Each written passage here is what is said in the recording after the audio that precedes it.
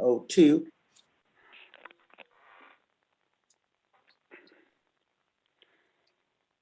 We're recording, Kelly, so you're good to go. Okay, and the no visitor business.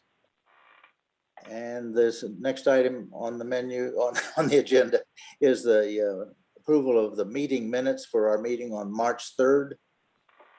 Everybody get a copy of those minutes? Yes. Is there any questions, changes, deletions, insertions, whatever that we need to do to the minutes?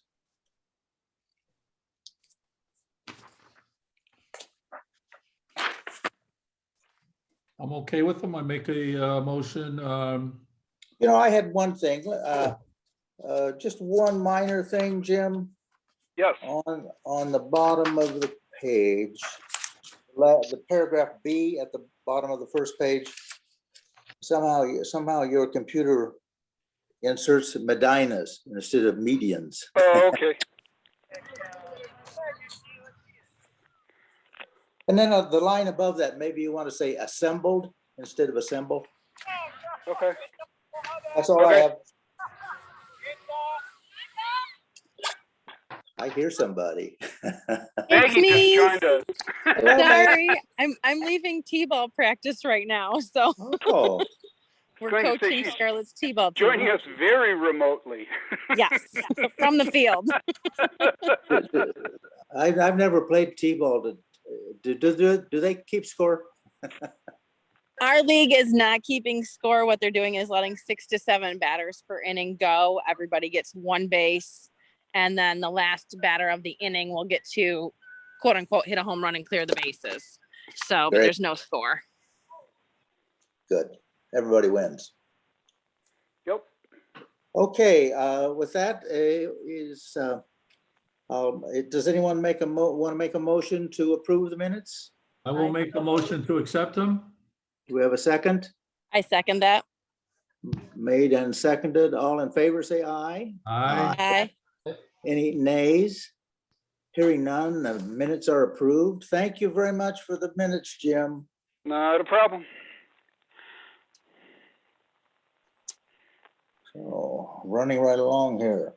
The first item you have, or that we have on our agenda is a discussion of the cobblestone subdivision. Is Michael Kiefer with us? Yes. Yes. Good evening. Great, I didn't see him. I must have joined after he joined. By Anyway, way- oh, go ahead, Kelly. I'm sorry. I was just going to say, Mr. Kiefer, I took a drive through your subdivision a day or two ago, and you've got a wonderful subdivision. I don't think I'd ever been in it before.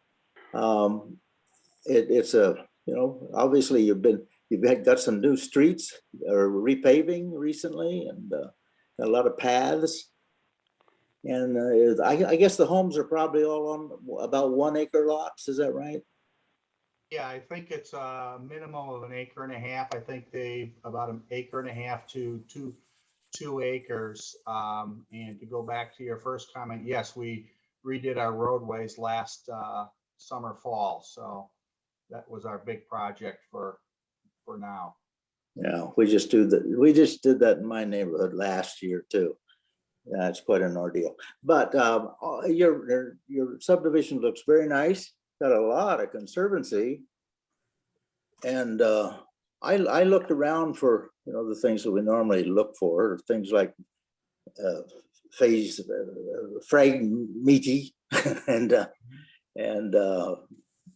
we were always looking for buckthorn, but we'll never get rid of buckthorn. We can just get rid of the big stuff maybe.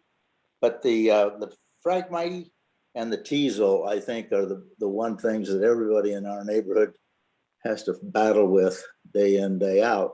And I looked around, I saw several patches of phragmite that they're not as thick as some I've seen, but there's quite a bit of that around.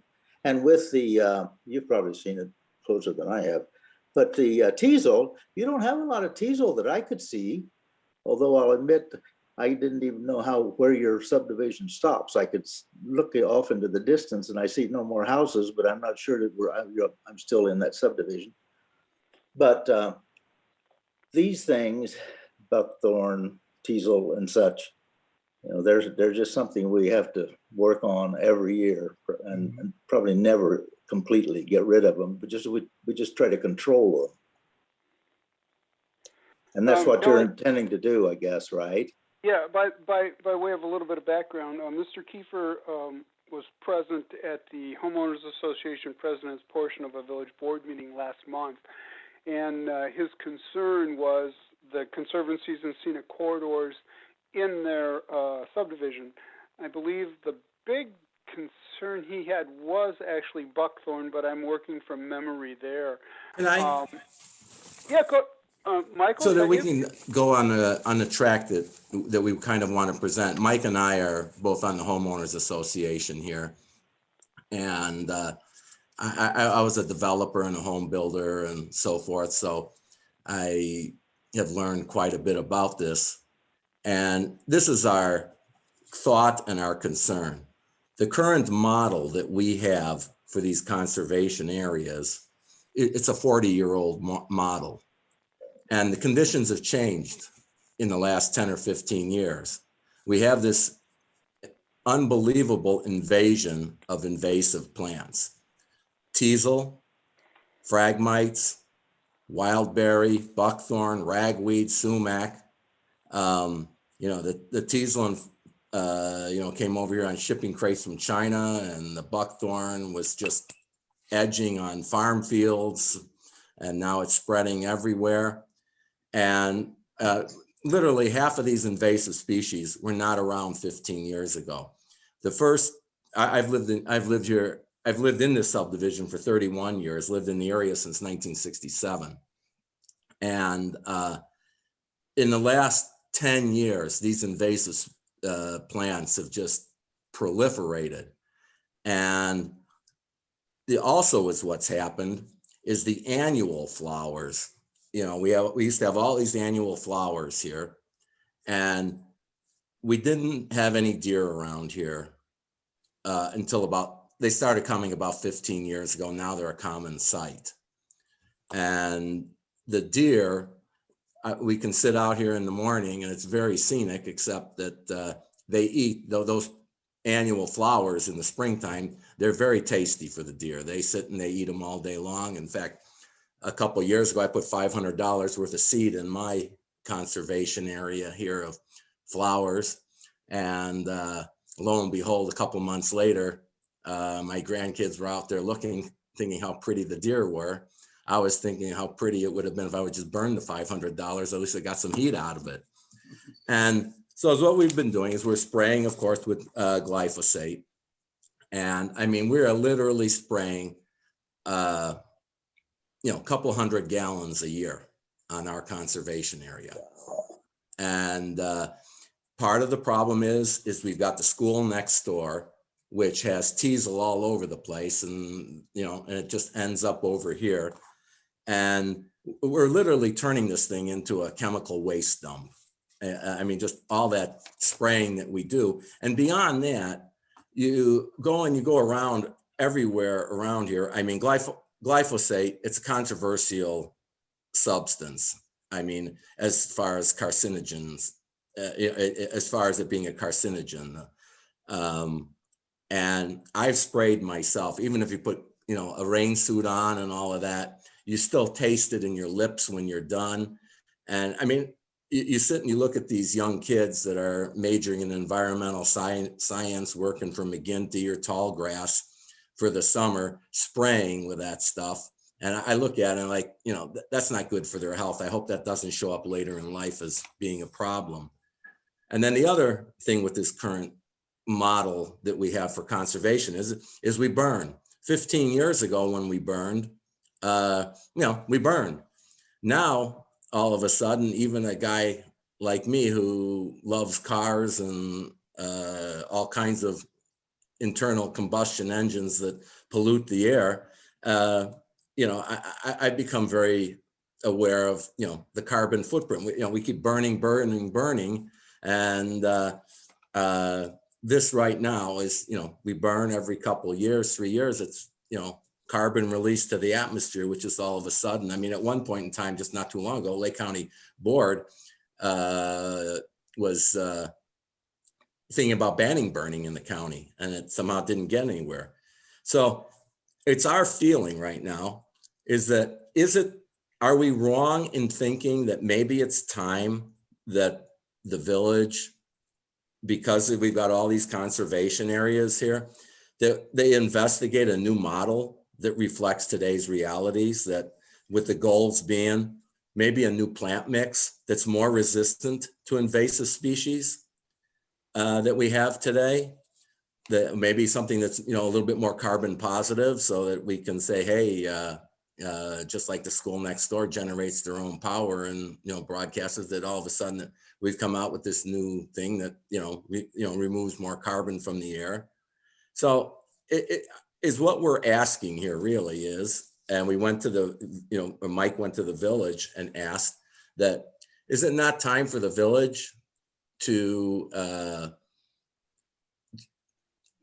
possibly hire a specialist in this area and maybe come up with a new model that isn't such a, this right now is no longer, that was the idea, the thought in the past was this is natural, and it is natural, but it isn't natural when we're, putting, hundreds of gallons of glyphosate all over it every year. And so that's what we're really went to the village asking for. And then we were referred to you. So I guess that in the next 5 minutes, you guys are coming up with a new plan for us. No, I wouldn't say that. And also, Not also going a that couple far. comments. I lived in this subdivision now, it'll be 13 years. And, we, as Mike said, it's been very heavy in the invasive weeds for the whole 13 years we've been here. And it's been a battle. And Kelly, as you said, I mean, you've noticed the amount of buckthorn and everything else we have, and the teasel is just not present yet, but it will be very shortly, once the warm weather starts here. We're a small subdivision, 32 homes. We try to manage our budget very, very well. I'm not giving away any secrets, but 2 years ago, our dues were $1,000 a home. And we noticed that we were really trying to, per year, we were really getting away from the invasive weeds were really getting away from us. And we wanted to get into this very aggressively. So we increased our dues for 2020, and it's the same for 2021 to $1,500. Now that was our intent to really go aggressively, but we ran into an issue where we had to do our roadways last year. This year we want to, get back into the invasive weeds, but we just feel we're losing the battle here. And, we're getting to the point where we've almost lost the war.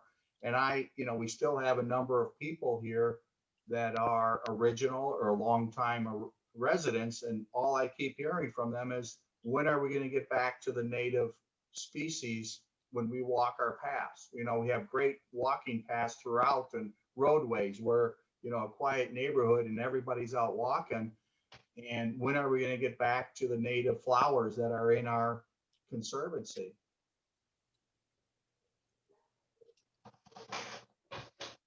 Well, I guess there's always mowing that will help.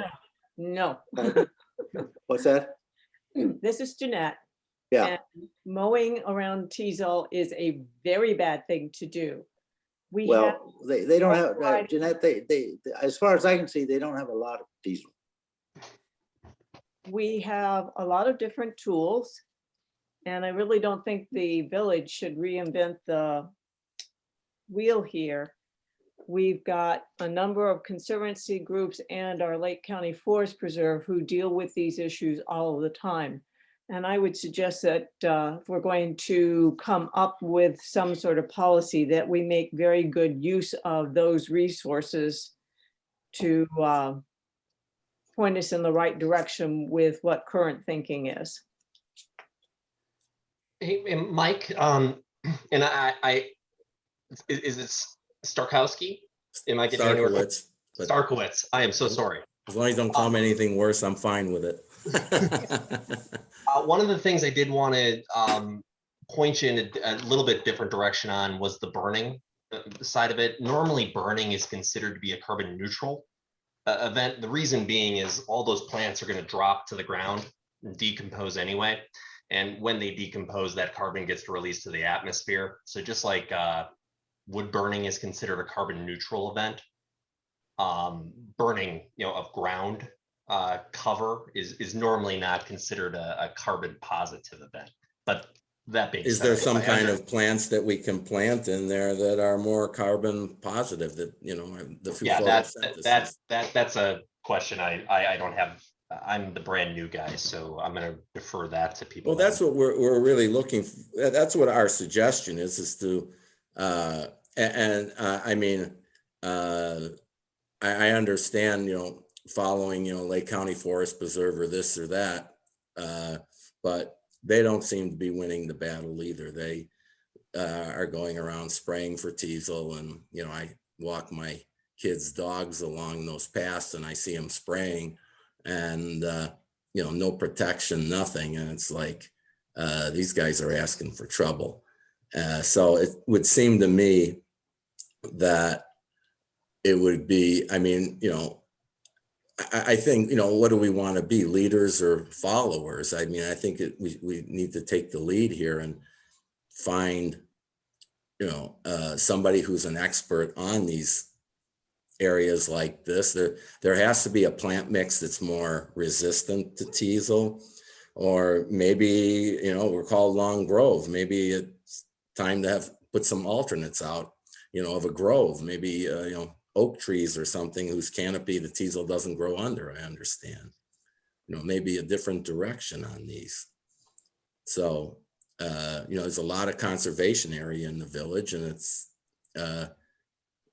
because of this proliferation, especially of the teasel phragmites. I mean, they changed the pH level of the soil. Nothing grows in there after they've been in there. And I think cattails are history in this.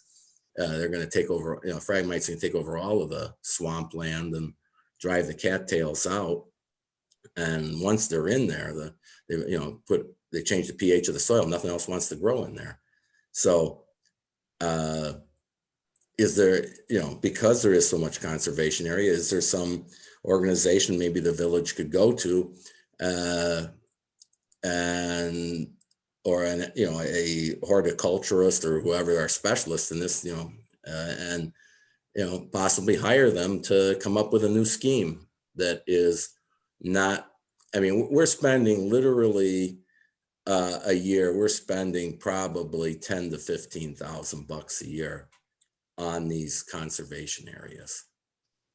Which and we can't continue, in that regard. And, it's just because we're losing the battle. We're just not getting ahead of the game. If we could spend the money and get ahead of the game and get back to something, that would be something different. But right now, we can't keep up with it.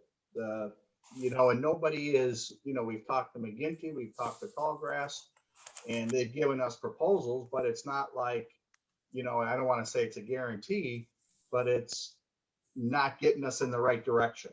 Well, that's not in their best interest to if they eradicate this, they're out of, in case of Tallgrass, they're out of business. I mean, this is their main thing that they do. So I'm not so sure that they'd be the people to go to. I have a question, Jeanette, on you saying mowing is a bad thing on conservation areas. On teasel.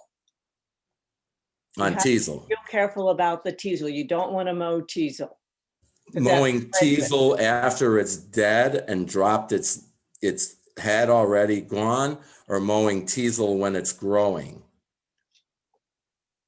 If there's flower buds, if it's begun to flower, it's too late. Don't Right. mow at that point. But mowing in the winter time after they've dropped and they're dead, They still have seed heads in them, and in mowing, you're going to take the seed that's dropped and spread it further. Is those, you're saying those seed heads, those heads that are sticking up in the air, that in the wintertime, there's still seeds in them? There are still some seeds in them. Yes, there Well, is. I've always, I've seen most people trying to control teasel, they cut the heads off and take them away and just dispose of them in a safe manner where they never see the light of day again. I've tried that personally. I've tried that. And in fact, I've hired my guys when we were doing subdivisions to cut those heads off. And apart from getting bags and bags and bags of them, that you cut the one head off the top and 3 more grow out the sides within a week. Which is The only hilarious. way to cut the heads on those is to actually do it after they've dried, like you were asking about in the winter. But to go through and do that is such a pain, and there's already such a seed bed in the ground, and that's the problem. I Right. personally have a huge problem with them at our house as well, and the seed bed is just atrocious. That, like you said, the generic of Roundup. Now is the time to do that because it's just starting to turn green, and it's the only thing green in the conservancies. But yeah, if they're already growing, as you snip, they're going to grow more. Or if you try and snip it down lower, it's just your seed heads are going to be lower to the ground, and you're not going to see them as easy, and they're going to blend in with the natural grasses, but they're still going to be there. Well, also the thing is, if you cut them off and they do not seed, then they will come up, and then the plant will not die. It'll come up again next year because it'll keep coming up every year until it can reproduce. And it will be even stronger the following year. Yeah. So it's the only thing I've ever, I think, works with these things, and not a whole lot. I have about an acre of wildflowers. I cut them off and then glycophosphated that little stump that's left. And then about 2 weeks later, there's little stuff coming on. If you go glycophosphate that, I haven't seen them come back. I know we have 20 acres, but Yeah, I got that's what it is. So that's what we're asking. We're asking, I mean, maybe it's time to, when we burn it next year, to throw in a couple thousand pine cones all over the place, let it burn, and they'll release their seeds in the burning, and we'll have a pine forest or something. I mean, something that is naturally sustainable. This has got, the thing is, this has gotten a long way from being naturally sustainable right now. The teasel's just nasty stuff. And the buckthorn, you spray it, and then all of a sudden, next thing you know, here's one over here. And to have guys walk through this 20 acres of ground here and spray. It literally, we're spending $10,000 to $15,000 on it. It's not a sustainable model. And that's what we're at, and that's what we really want to ask for. Is there,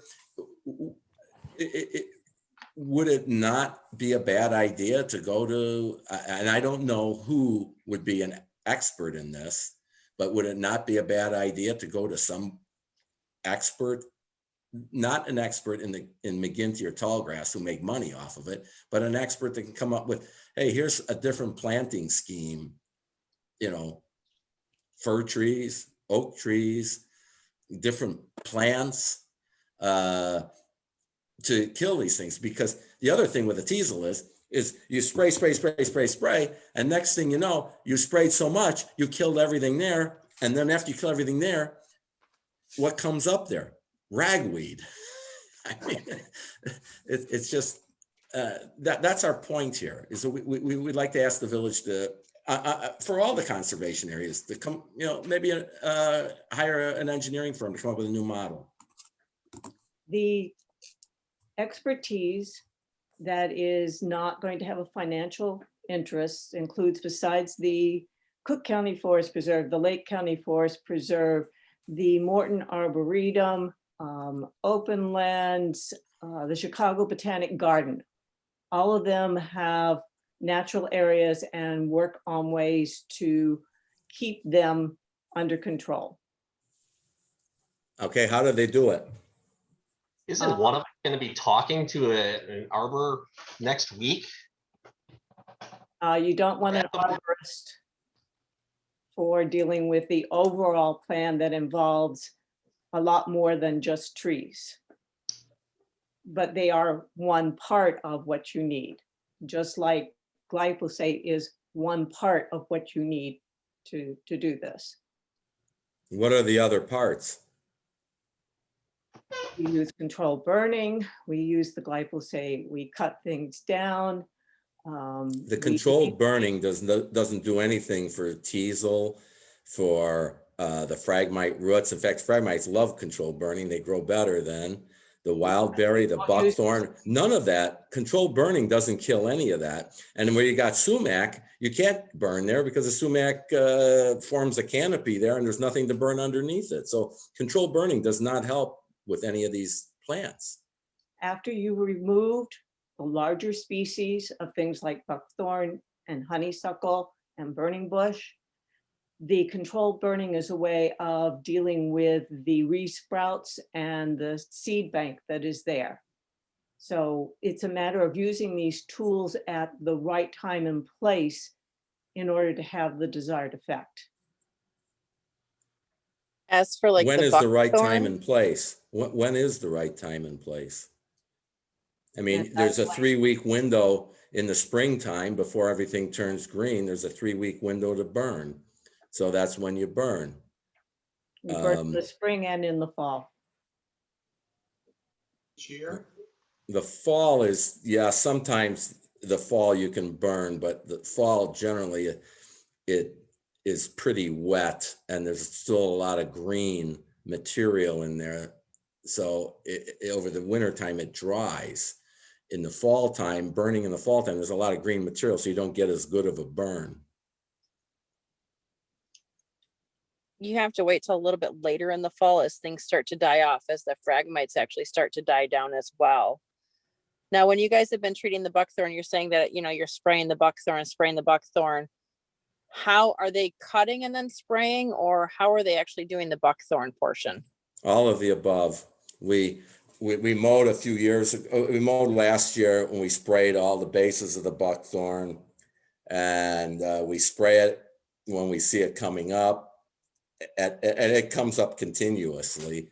Because I know, like, for our property, we spray is what we're looking at doing this year. I mean, I talked to our landscaper to get a price and see if I can work it into the budget and propose it to Mike about when he mows, just as he mows every week, spend a certain number of hours after mowing each week, walking through here and killing again.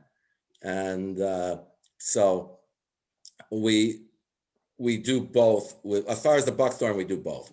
When they're coming up, we get them. When we mowed, we got them. And it is just a plant that it was brought here from Germany, planted along the edges of farm fields because it's fast growing, and it hasn't stopped growing fast. because one thing that's been successful for us, because we had a lot of buckthorn on our property personally, is as you physically cut the buckthorn, you paint the glyphosate on the stump right as you cut it, because it closes itself off so quickly that it's you cut and paint. So literally my husband and I went around, one of us cutting, one of us painting, one right behind the other. And it's like, I know it's very time consuming and, you know, manpower consuming, but we have been successful with our buckthorn in that. And the phragmites, we're spraying in the fall, letting it sit all winter long, then cutting it in the spring, and then doing our burn in the spring. And we have probably eliminated about half of our phragmites in the last 2 years. We have the same thing with Is that like our healthy? buckthorn. We have about 3.5 acres and basically got rid of all of it. And I'd say we used maybe a pint of glycophosphate, just spraying, you know, cutting off the bases. We're just spraying the little top of, you know, whatever you're cutting off. And then you got to go around 2 weeks later and spray them again. And yeah, we do have some stuff that's popping up 2 years later.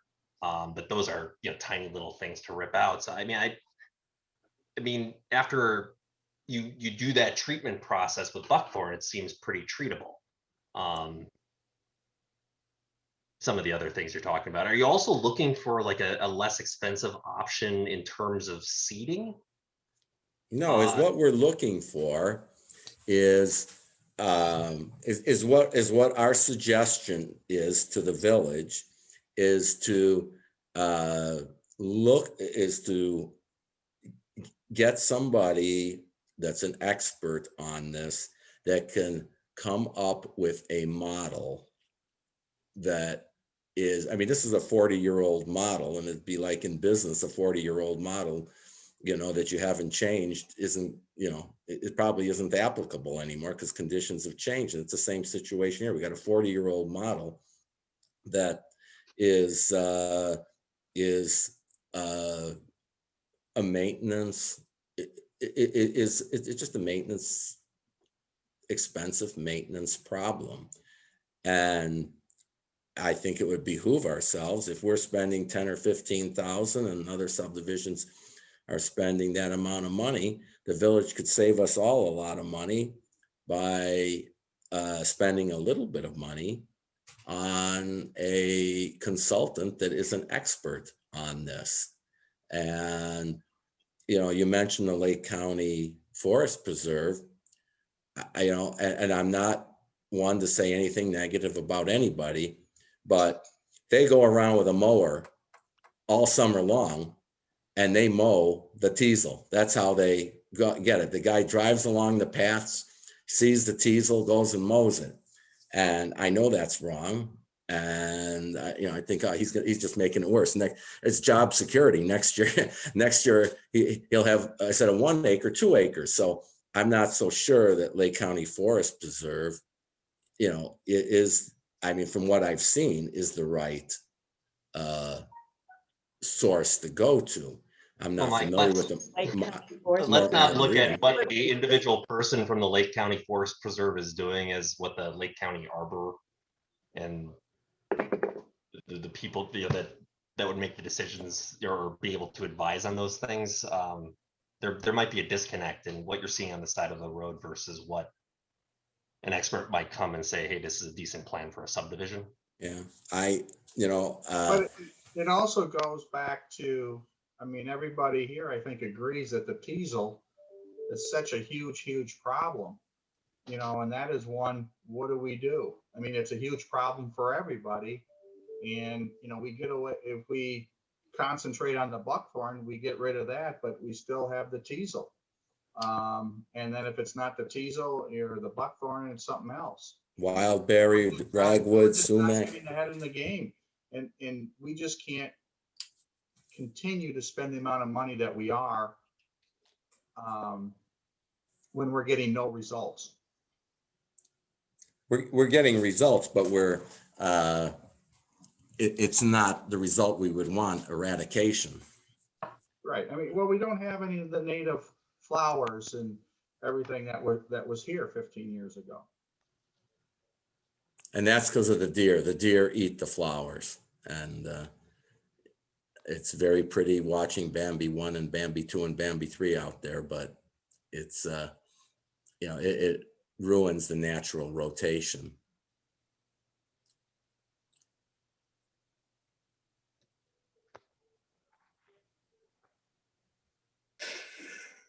So what are the suggestions?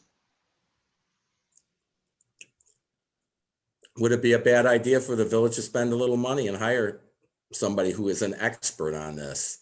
I mean, you know,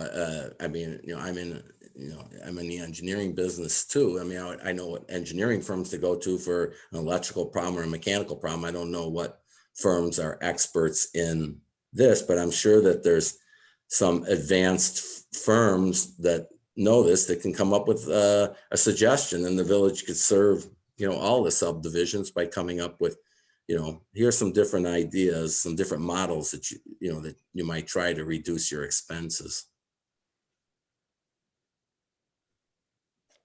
Well, we've one thing we have done with working with And mostly it's landscapers and people like McGinty and so on, but they do have several pieces of literature that go into quite a bit of detail on what you need to do with some of these particular invasive kind of materials that you want to get rid of. Buckthorn, for example, I'm just looking at a little pamphlet I've got here. It has a whole page of what to do step by step by step.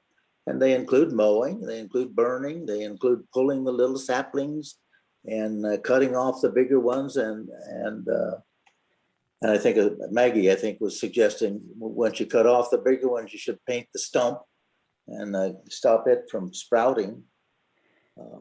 But I don't know.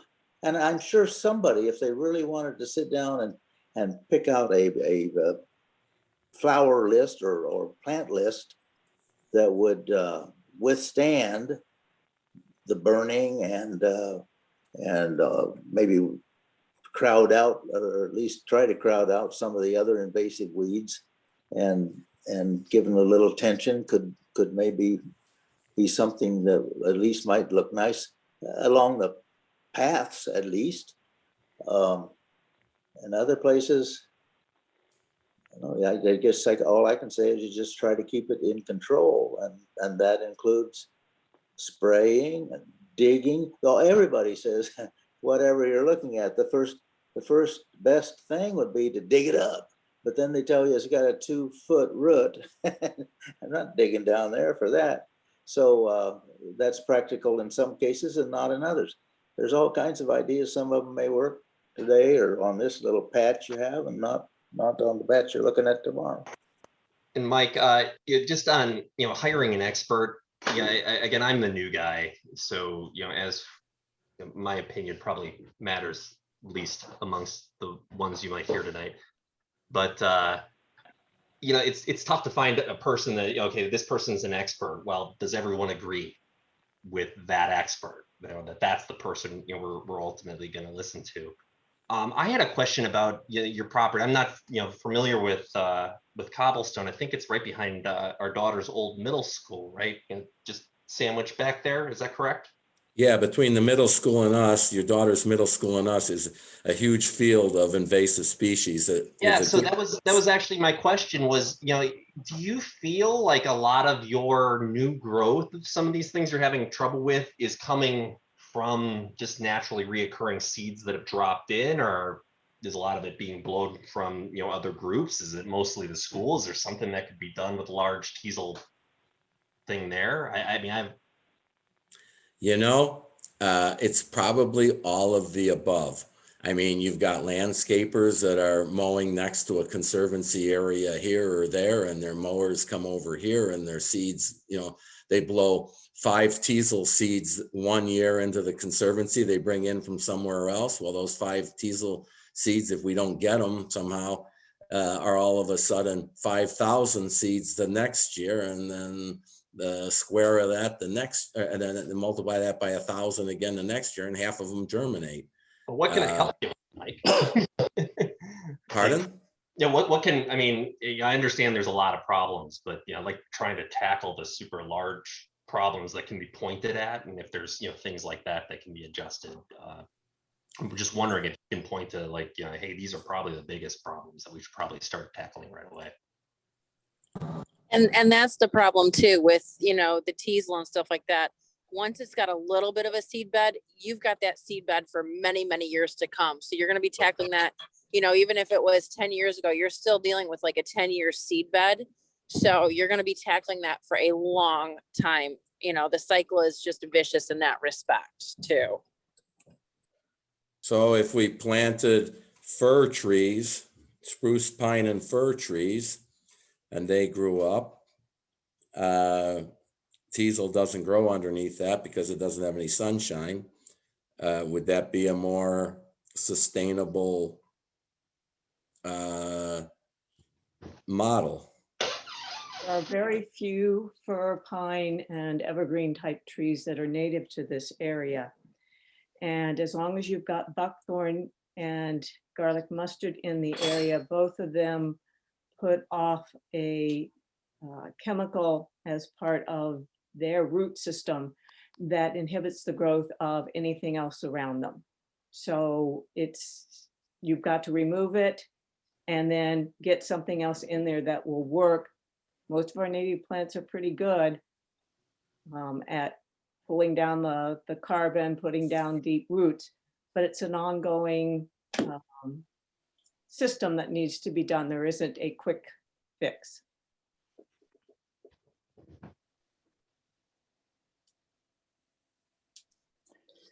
Let me chime in for a little bit. I haven't said much.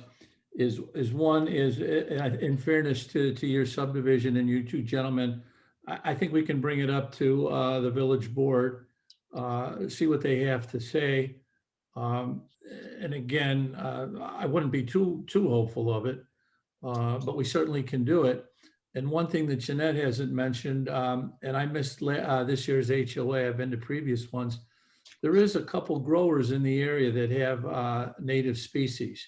It might be a start to get back to where it was 25, 50, 100 years ago.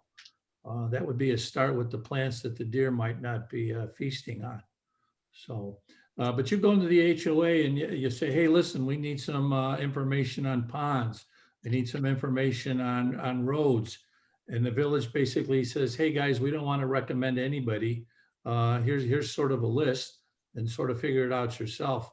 So we'll present it. I'm not so sure what the answer will be. Thank you. Okay. All right. I mean, the goals that we want to have is something that's more resistant to the invasive species of today. I mean, that's the goal that we're looking for. And that would be a service to all of the subdivisions. Sure. And to the village itself, because I'm sure the village has got some areas that have a lot of invasive species on them. Jim, can you address the issue with Long Grove and what they're doing with their public areas?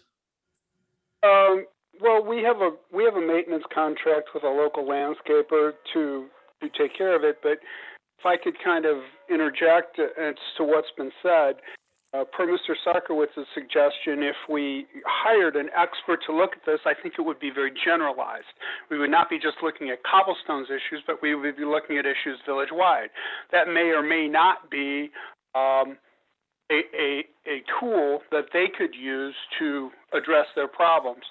I was not around when that subdivision was approved, but it appears that were native plantings installed as part of the subdivision, which is very typical.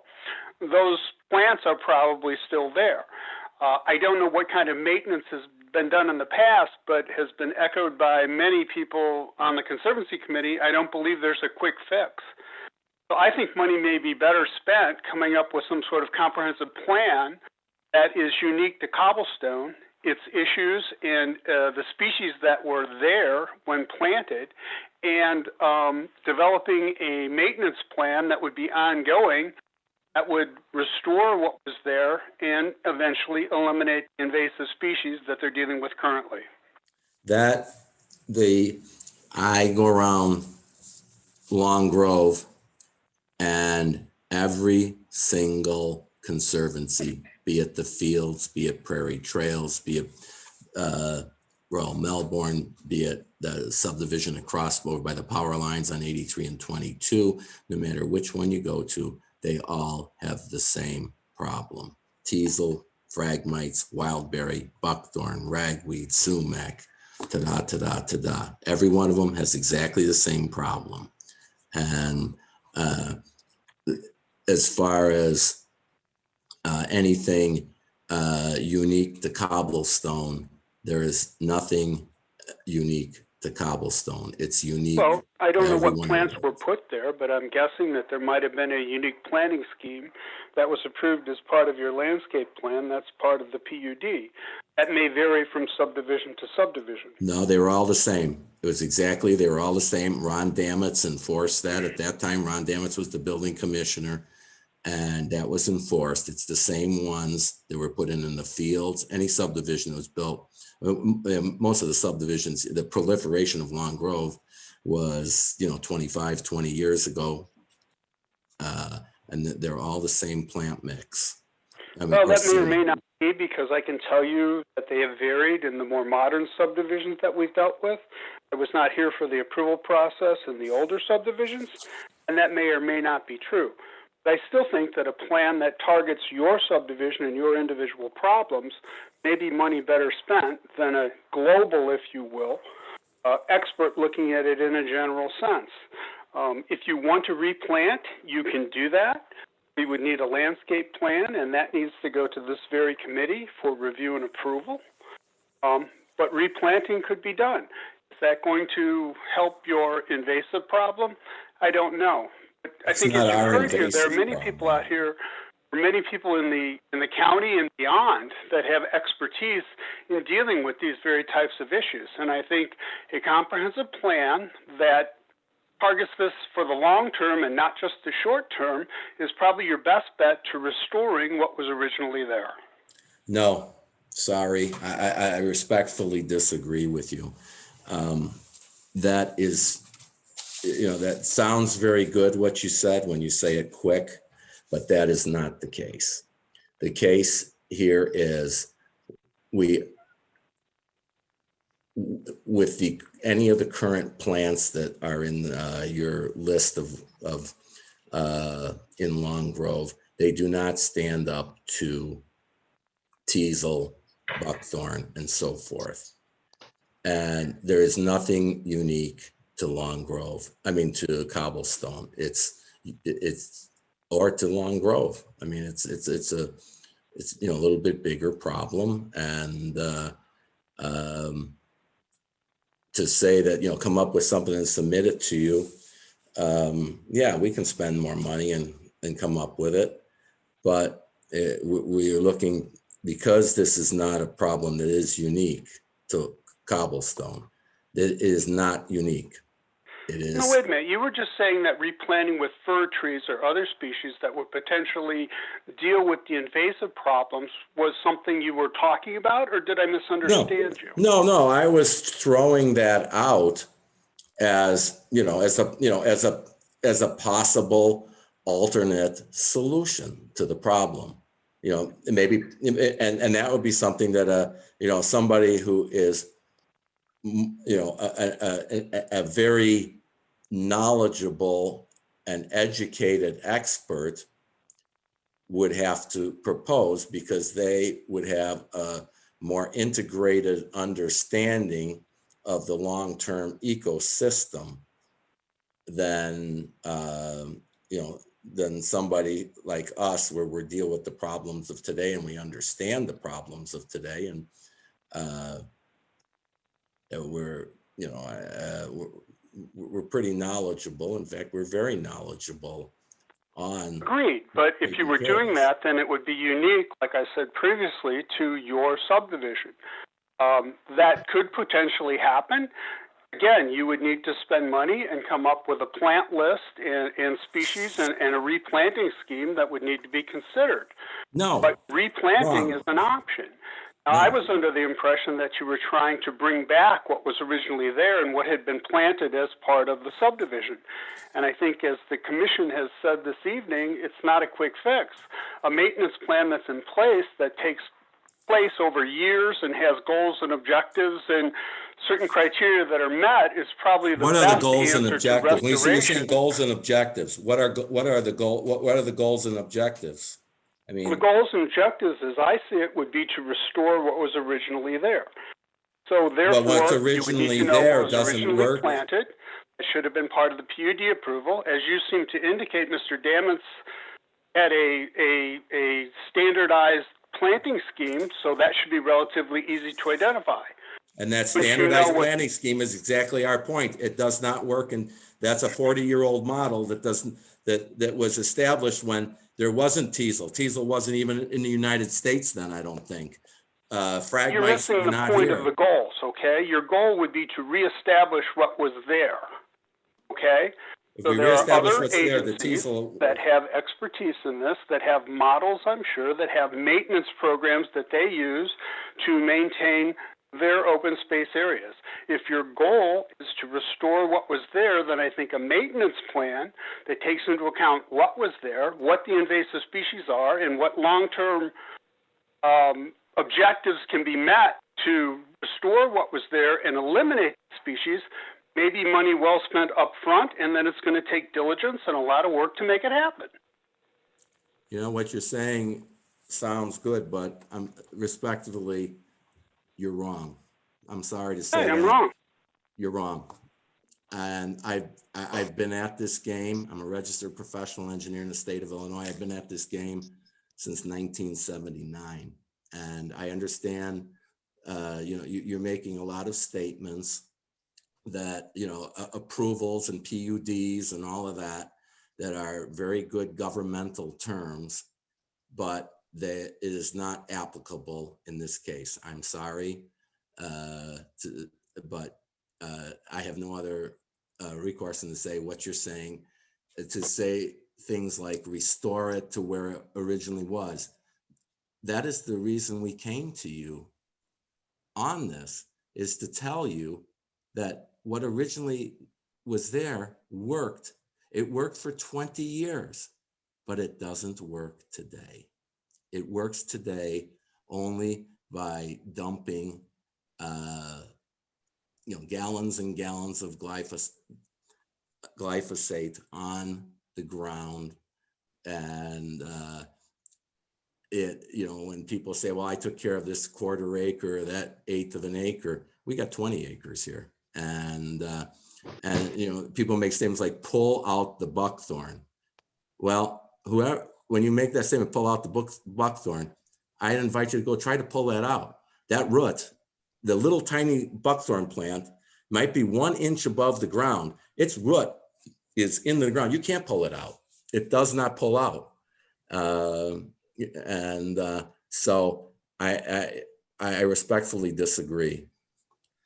And Mike, you know, so I own about 4 acres out Right here, and I moved in. It was covered in buckthorn, and most of it was actually, you know, a lot of the open space was grass, and I wanted wildflowers, and I tried the first year and did it completely wrong.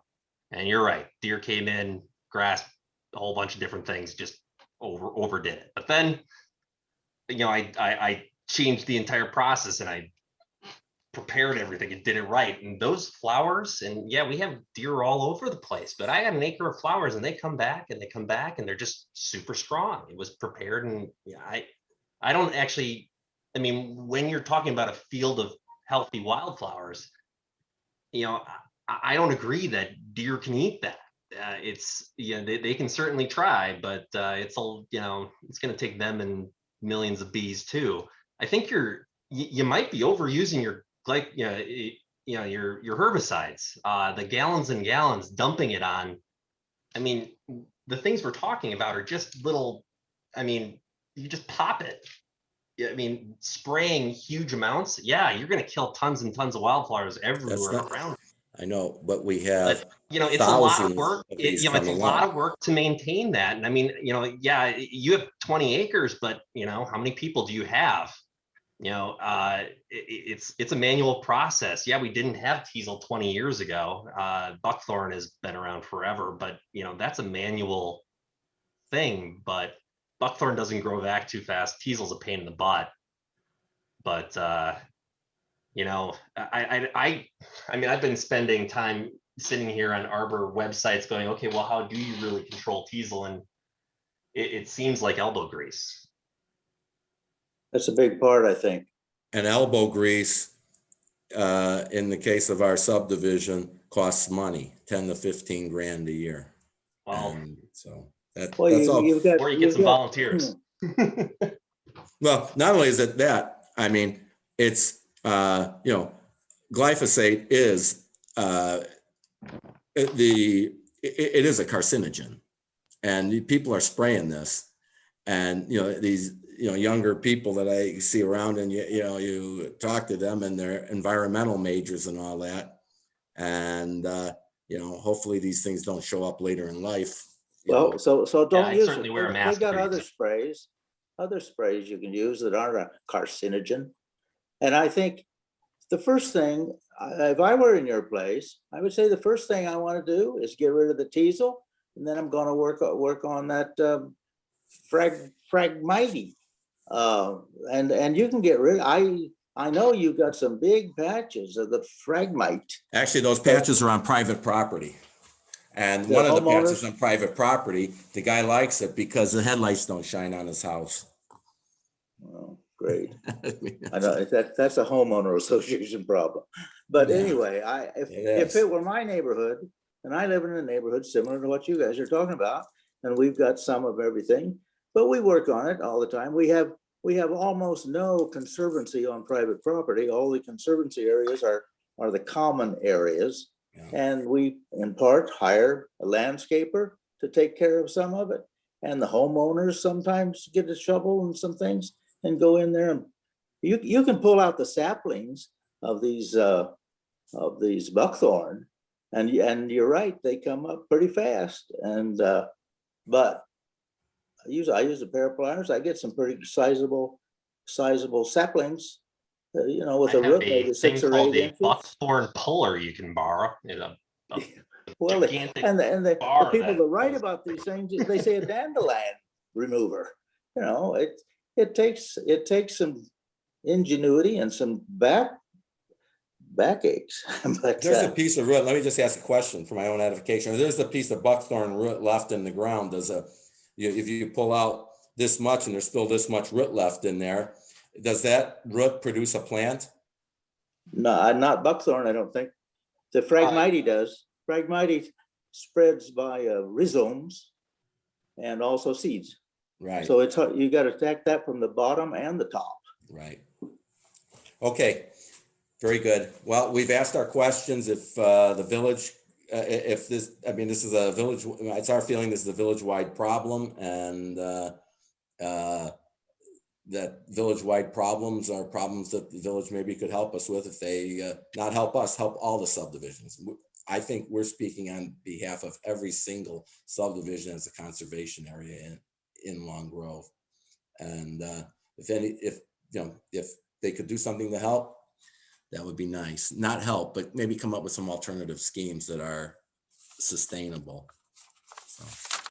Thank you. All right. Thank you very much. Thank Everybody you. have a good night. Nice talking with you. All Thank you. right. Bye-bye. Thank you.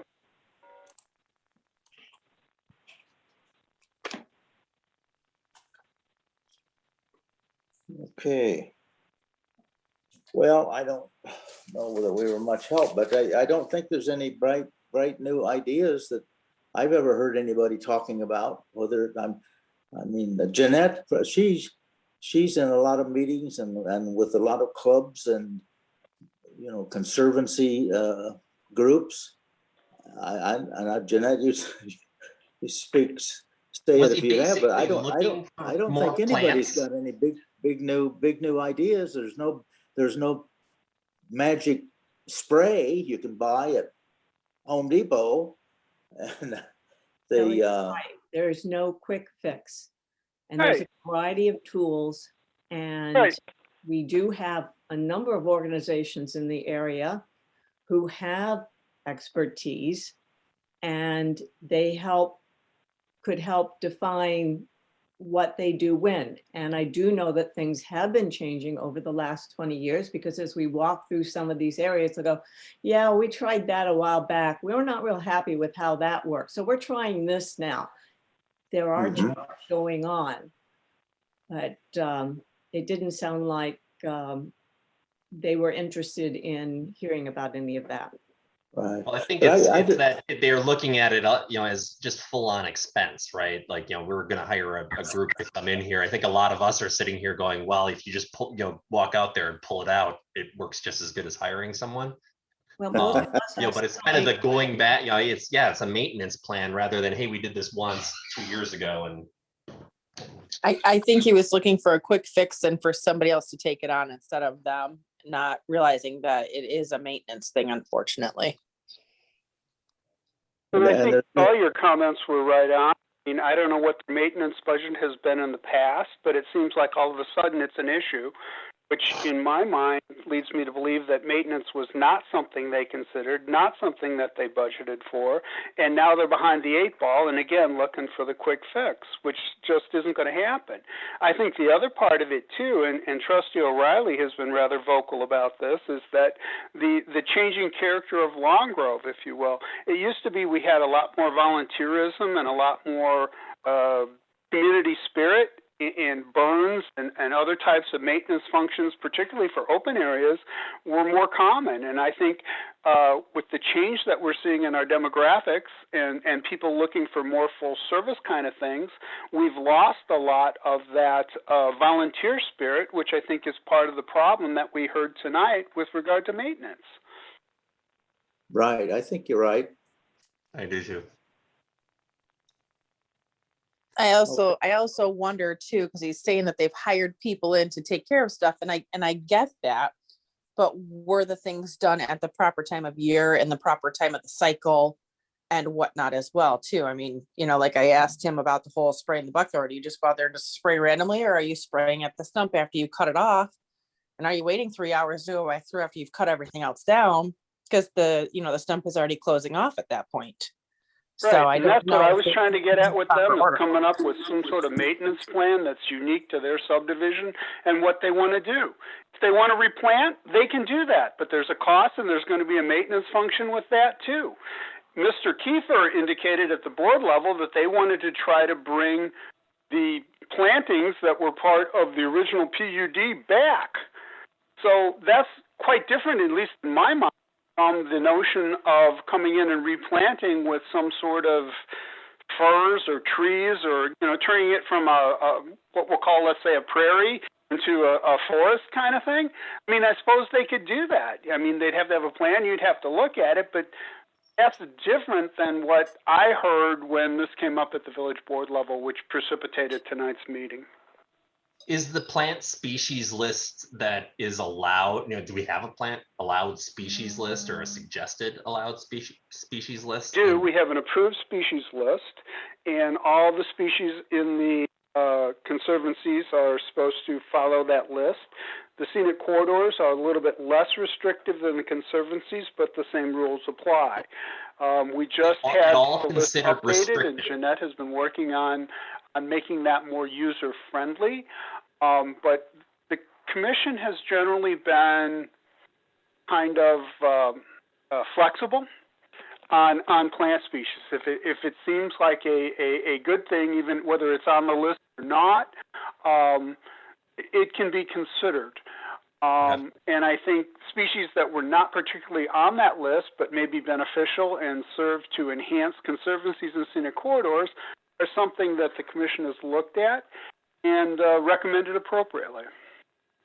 One of the things we've done is taken a look at the flora and fauna of the Chicago region, the latest edition that came out, to see what all they have on that list that is native to Lake County. And we're talking about thousands of species as opposed to hundreds. So we've got a wide variety of plants to choose from that we have reason to give consideration to, but we have to review them. Right, and that's a really good point, because the plant species that we have that's approved is somewhat myopic and focused mostly on Long Grove and the Long Grove area. What we're looking at now is a broader plant species, which should have biodiversity benefits as well as allowing more plantings. So homeowners or those looking to restore conservancies or scenic corridors would have more choices in what they want to do to enhance their conservancy area, but also, like I say, increase the biodiversity and create a better natural environment. And I guess I was trying to say it, but I didn't get a word in. You could, I would think, and it wouldn't, we wouldn't object to anybody in a homeowner association going to a place like McGinty or anybody else selling seed mixes or seeds. And we wouldn't object to them taking something off of that list that is especially hardy and might survive or might compete well with teasel and Phragmite. mean, And we, a better chance of being able to deal with the non-native cattails and the phragmites in the use of what are known as warrior sedges and some other wetland type plants than we are with the buckthorn and garlic mustard sorts of things, because the phragmites and cattails are not putting off that imodine, the chemical that inhibits the growth of other plants, like the buckthorn and the garlic mustard does. mhm. Well, I think we've all said it one way or another. There's no magic solution. And Right, exactly right. And I think if we look at it from the village perspective, as Mr. Sarkowitz suggests, we're going to get a general overview. Will that address their problems? Maybe, maybe not. yeah, No, I think it needs to be unique and specific to the conservancy and the subdivision that we're dealing with, as opposed to village-wide. I mean, yeah, there may be benefit there, but I don't know that it's going to trickle down to that local level, if you will. yeah. And I Well- wonder there, like we've all said, what is potentially new versus not new? And it's just going to be a guideline as to this is what you need to do. They're not going to be coming in to take care of it still after the fact, which is kind of the feeling that I think, that he was expecting as we hire somebody from the village and then they just take care of it. Yeah. Instead of, coming up with a plan, because regardless, a plan for whatever it's going to be is going to still be lengthy and have the maintenance effect and everything else too. Right. Well, I kind of, reading between the lines, maybe they want the village to take over the maintenance of their conservancies and scenic corridors. And quite frankly, I just don't see that happening, because what you do for one, you do for all. So I just don't see us having the money to go in and maintain conservancy easements for every homeowners association and easement that exists in the village. I mean, I don't know. I don't know if anybody else heard that, but I kind of I was kind of feeling that too, but then if you do that for the homeowners associations and, areas, well, then you've got to do it for every individual too, because, my neighborhood, there's not a lot of, the conservancy on, the common ground. It's all on people's individual lots. So where's that coming for me then at that point? It's not going to happen. That's a good point, Maggie. And a lot of the older subdivisions, that is indeed the case. With the more modern subdivisions, we've gotten away from that. And as Kelly noted, we try to put the conservancies into a outlot that is owned and maintained by the homeowners association. We find we get less encroachment into conservancy areas when that occurs. And I think overall we get better maintenance. But when we get these little bits and pieces on private lots, it's really tough to enforce the conservancy regulations. Before you know it, the stakes are missing and it turned into sod. Right. Kelly, that's a great point. I mean, the conservancy stakes, they migrate on an annual basis, away from where they were originally posted and into what was conservancy area. I mean, I've seen it time and time again. I did notice in Cobblestone that they do have a lot of the stakes. I don't know how many are missing, but they did have a lot of them still standing, I would say. Mm-hmm. And also, I guess it was clear from them talking, and then they had obviously resurfaced their streets last year, I guess. And I'm assuming that was at their expense. And if the village isn't going to repair their streets, they're sure not going to come in and get rid of their teasel and phragmites. Take care of all their ponds and every other thing that, yep. Right. Well, for years and years now, we have not accepted any new public streets as part of a subdivision proposal. So I think going back to late 70s, maybe the 1980s, that's when that all shifted. So pretty much any subdivision that's relatively new will have private streets in it, because we've just gotten away from accepting those streets, mostly because cost and maintenance purposes. We don't levy a property tax, so we're kind of behind the eight ball when it comes to what we can expend on what would be normal expenditures in other jurisdictions. Yep. And I think it's the old story, pay me now or pay me later. But if Yeah. even if these guys got Long Grove to resurface their streets, they would see it on their tax bill. Yep. Maybe Well, not and clear. that's actually a good point, and that was something that had been considered a few years back, and the mechanism for that is what's called a special service area. We Yeah. would come in and do the work, and then we would basically put a tax on the property for X number of years until the debt that was associated with that improvement was paid off. One of the best examples that I like to use is in areas where you may have had a subdivision that was older and maybe didn't have sidewalks, and now people want sidewalks. So the village would come in, or the city would come in. They would install the sidewalks. There would be a cost for that that's allocated equally amongst everyone that's receiving the benefit. Let's say 10 years to pay off the debt. After that, the tax goes away. I mean, that's the essence of a special service area. And that was bantered about for dealing with streets. Hey, one thing that it sounded like he was looking at, looking for was, if he wasn't asking us to do it, right, to take over maintenance of it, I think what he was saying is, how do you do this? What's the right way to do it? We've been throwing money at this, and there was a little bit of conspiracy that was going on that, these other groups were, prolonging the problem.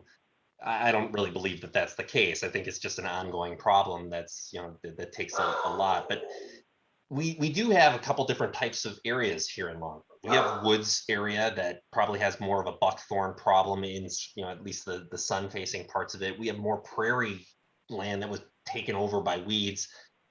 Could we develop some sort of here? This is actually how you take weed land and make it back into what we're looking for. This is the stuff you want to do in spring. This is, just post it on a website. So people around here, when I moved here 5 years ago, I had no clue what to do with my yard. I didn't know how to kill buckthorn. I had to go look it up, and I did 3 or 4 things wrong before I figured out how to kill the junk. We have 5, 6 really big problems we keep on talking about: teasel and buckthorn, and what I came up with, the way to kill buckthorn is exactly what I think Jeanette was talking about. Is you cut it off, you spray it, then you go back a few weeks and you spray it again, and it's dead. You can pull it out the next year. It's hard, but once it's dead, you can actually pull it out. But kind of as a Long Grove resident, you need to know that, right? There's no place that we're very fortunate to have the various conservation groups, the Morton Arboretum, the Chicago Botanic Garden. All of them are working on developing solutions to this, in part because they have to deal with it with their own properties, but they're willing to share it. And we should that's, steal that and put it on our website. no, we don't want to steal it, but we can point people to where these other resources are. Right, exactly right. That was my colorful language agreeing with you, Jeanette. Well, shall we go on to the next item on the agenda? Or is everybody ready to go home? Hold on. The next agenda item, Kelly, and I'll just kind of outline it for you all. You all looked at the Route 22 landscape plan, and your comments were forwarded back on to 3D Design. They're the ones that actually put that plan together. It was not done by IDOT. It was done by the village. The goal of that exercise was to come up with a landscape plan that, should road widenings occur, we would have a more uniform planting scheme so that our roadways would look same, kind of a community character kind of thing. So your comments were forwarded on to them. We met a couple of weeks ago, and the consultants from 3D Design put that response together, which is going to go to IDOT if it hasn't been sent to them already. Your concerns were evaluated and incorporated into that, and while it's not a apples to apples kind of thing, I think the concerns that you all had were reflected in the document that you see. So I just wanted to let you know, A, that it is moving forward, and B, that your concerns were noted and I believe included in that response. Well, and I know I didn't contribute zilch to this. I'm suspecting it was probably mostly Jeanette and Jim. Did anybody else work with them on this? Hope maybe not, but I want to thank at least both of you and anybody else that worked on it. I think you guys got a lot of results in with a couple memos. This 3D guy, Daniel D. Dalziel, the 3D company, he responded, I think, in a pleasant manner. I think there was a couple of places I saw on his memo that he might not have agreed with what we were suggesting, but I think he goes along with it. And I think whoever was on the village board that might have, Rosario, is everybody on the board satisfied at this point, do you think, Jim? The village board or the commission? I'm talking about, this went to the village board, did it not? Yeah, your comments went to the village board. They said send it to the arborist and to the designer of the plan, which is exactly what we did. And the response that you're seeing there is what he put together, and that's ultimately what will be forwarded on to IDOT for their consideration. Again, okay. Will that be forwarded by the village board or by our commission? It's going to be forwarded by our, well, there's several moving parts here, but I believe the gentleman from 3D Design is the one that's actually going to formally forward it on. But we've looked at it from the staff perspective, and that's going to be our position on the landscaping and hopefully future of landscaping when it comes to road widening. So I guess the bottom line is I say we, I got a mouse in my pocket, but at this point, the village has everything they need to do to proceed with reviews of the landscaping plan for Route 22. Yes, I would say Okay. that's a correct statement. Good. Pam, I have a question. Yes, ma'am. In section 2, letter G, it says that the Lake County Forest Preserve District provided their own landscape design. Do we have a copy of that? I don't believe that we do. If one was ever submitted, I can look into that for you. But I don't believe that we have anything like that from the Forest Preserve District. I have not seen it.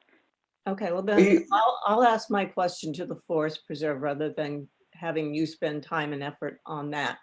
I was thinking that because they're Lake County and they've got a lot more expertise and resources around those things, I was very curious to see what their list had. Okay. I got the impression, I guess I haven't been over there for a while, but and the path that they have through Heron's Landing, Heron Creek, but it doesn't go near the road and it doesn't get near the fence line. I don't know that they've got anything special in there other than maybe a few trees and a shrub here and there. There's not much landscaping done on that piece of property south of 22 on Heron's Creek, as far as I can see, as far as I remember. We took out all the Bartlett pear. We took the buckthorn out of the woods that you go by along that edge. Oh. And we've been seeding in and planting a few things in that area to take over. Oh, okay. I guess I didn't see that going on, but There's anyway. a lot that needs to be done. And the pathways, Kelly, we talked to them early on, before the Forest Preserve was actually a Forest Preserve. The way pathways work is they have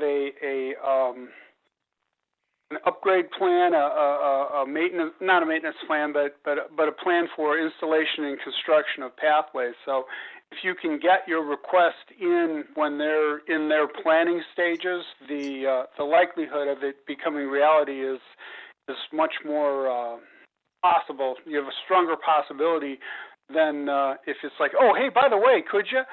That kind of thing. So we actually did that. I digress, but we did that on the south with the pathway that's on Schaefer Road that kind of goes nowhere, but we worked with the Forest Preserve District, and with the improvements to Buffalo Creek, there's going to be an extension that meets up with our pathway. There's a couple of segments in the Herons Creek Forest Reserve that we have long-term plans for what we're calling a spine pathway that would run from 22 down to downtown along Old McHenry Road. And there's segments that are actually built into that we worked with the Forest Reserve District on ultimately to make the connectivity happen so that we can have a pathway system. Uh-huh. Well, it's got some nice paths now. I guess I didn't notice where they hooked up with others, but you're working on that, I guess. Yeah, and quite frankly, I think the Forest Reserve District has been very good to deal with. We dealt with Ann Main, and she was very good to deal with. So, you know, if you work with them and get things in the hopper early on, the chances of them coming to fruition are much greater. Good. And of course, any of you are welcome to join us on Mondays, usually 10 to noon, on whatever project we're currently all volunteers working to do. We've been taking out a lot of buckthorn this winter. Where have you been working primarily, Jeanette? Near the playground, most recently. At Herons Creek? Yes. And then last summer, we worked over by Salem Lake Road, taking out teasel. So we've got, that is in better shape. It's going to take several years to make a major dent, but we're started. And we'd already cleared out the forest that's there along the perimeter with Reed Turner. And that's where we're working right now. You said 10 a.m. to noon on what day? Mondays. All Mondays.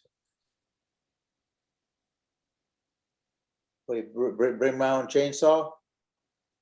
You have to be certified to What's use that? a chainsaw.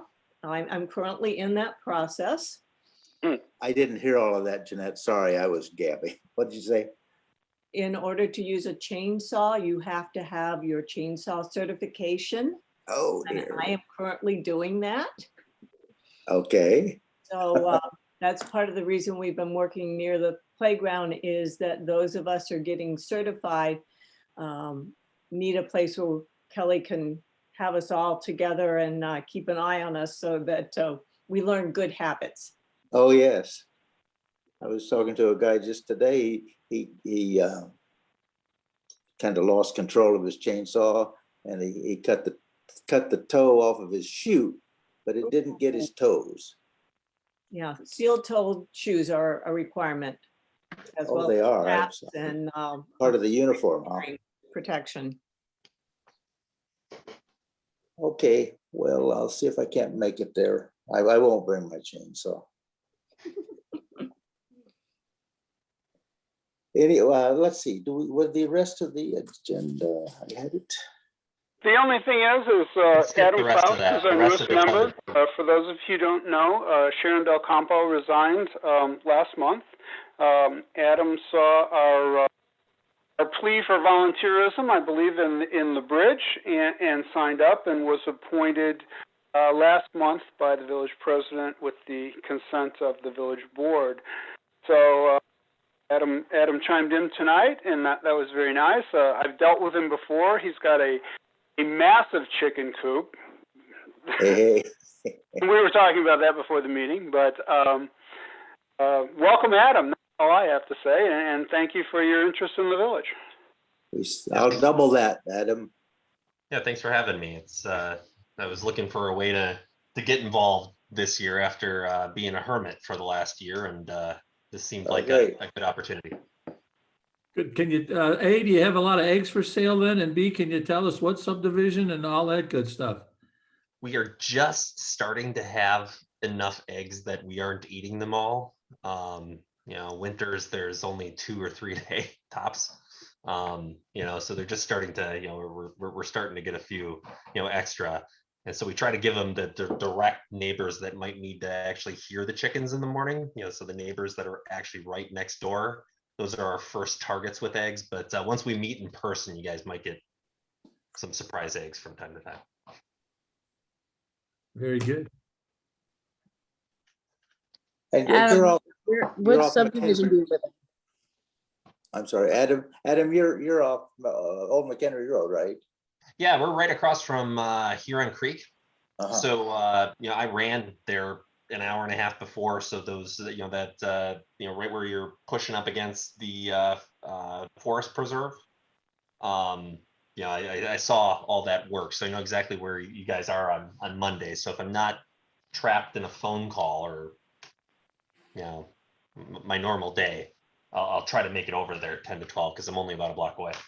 Great. Adam and Kelly, may I give your email addresses to the steward, Sarah Schultz, so she can let you know what we're going to be doing and where we're going to meet, because that does change from week to week. Okay. Sure. I can give it to you now if you want it. Oh, I can get it from the email. Oh, Jen, okay. I won't be in town this next week, but the week after that I should be. Great. Jeanette, would you be kind enough or Kelly to forward that email, the link to me Jeanette, for Monday? Oh, yes, Maybe down the I can road. do that also. Thank you. great. We could see how the real way to take care of teasel is. I don't think they appreciate it. I wasn't joking. Any list you look at that tells you what steps you need to go through to get rid of some of these things, the first thing they suggest is dig it up. There's a lot to be said for that. But Then they tell you it's got a 2-foot root. I also know we tried several different things on plots over near Salem Lake Road to see what looked best. And where we ended up was saying, wait until it starts to flower, cut off the flowering heads, cut off the stalk, put a dab of glyphosate on that remaining part, and come back a couple of weeks later, make sure that nothing's resprouting, take those seed heads away, and that's how you get Yeah. started. Mm-hmm. One of our old timers from Long Grove that used to take care of a lot of teasel, and he would cut all the heads off and put them in bags and take them off to the dump somewhere. And but his trick was, I don't know whether I haven't seen this listed anywhere, but especially in an area where you've got several teasel plants, but they may be scattered around.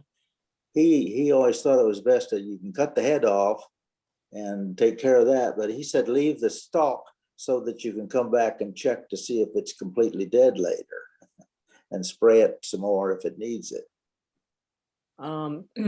There was so much over there on Salem Lake, it wasn't a matter of finding it Yeah. Okay. anywhere without stepping on it.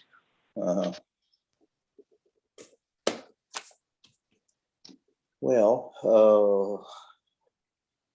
so Adam, I join everybody welcoming, and we do appreciate your volunteering, and we'll get a lot of things done. Some of the things we might not get done, but we'll work on. Is there anything else we have, Jim? That's it. That's all I have. Okay, do I hear a motion to adjourn? I make a motion to adjourn the meeting. Is I there a second that.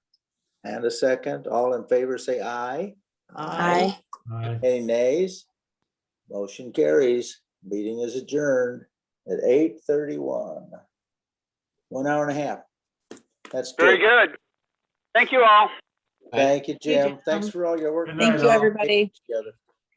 Have a good Have a night. good evening. Thank you, Jeanette. Thank you, Maggie.